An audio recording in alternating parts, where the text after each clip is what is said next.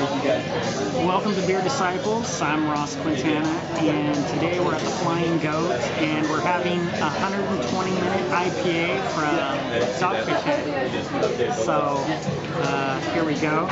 Let's take a look at this baby right here.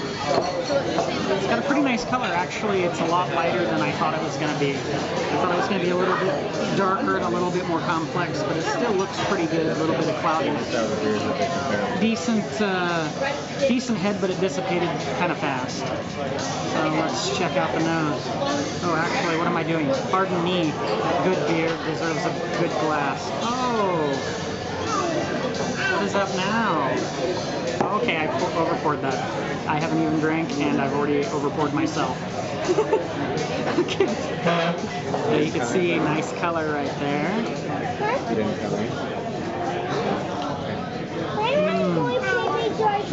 Okay. So that is, I'm going to just dump a little of this head right off here. Oh, goodbye.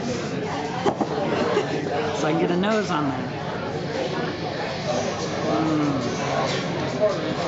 Nice and fruity. And one of the things that Sam said on his video is that though you'd think that the 120 is actually going to be a lot more bitter, and it does have more IBUs, because it's such a big recipe, the fermentable sugars, there's more left over, so it's actually sweeter and still high ABV. I didn't see what this is, but it's supposed to be between 18 and 20, and it's definitely got a fruity, really fruity, almost a pineapple, like a sweet marmalade in the back.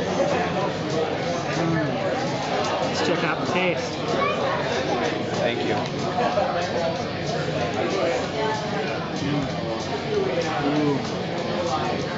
Thus it is written, thus it is good. That is really good. You don't get any booziness really up front, and you get that kind of almost, it's almost an apricot jelly type flavor coming right in with the fruity hops. I believe they were called high alpha hops or something like that, which would be my first time having them. Pretty tasty though so far. It reminds me a little bit of almost like a Cascade hop mixed with a Citra hop. Let's check that out.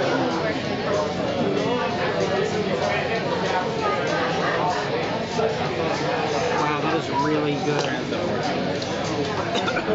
I see what they mean when they say putting a year or two age on this would be really good, because it's really not boozy at all, but I'm sure it's probably going to hit me when you get to that high ABV, and it's this drinkable. You're going to get a surprise when you finish off the bottle. But it's got a really smooth, nice sweet body. The wash still has a lot of that sugar, so you don't get it overly hoppy. I think it's supposed to be around between 100 and 120 IBUs, so that's amazing considering that it's wrapped in that sweet malt and in those sugars. Still high ABV, so it doesn't really taste boozy. A little bit of heat on the back end. I'm going to say this is really delicious. I'm glad I spent the time to come out here.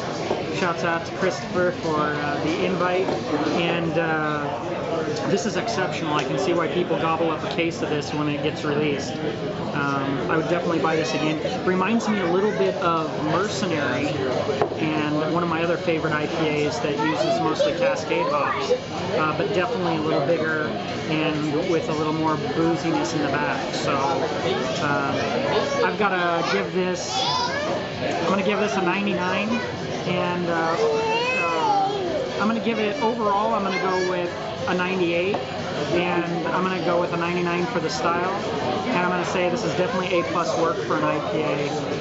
Exceptional work, one of the better beers I've had from Dogfish Head. So you can check us out online at BeerDisciples at gmail.com, email us, and you can go to Facebook /BeerDisciple and leave a comment below, subscribe to us, and until next time I'm going to say cheers. If you can get this, definitely pick it up.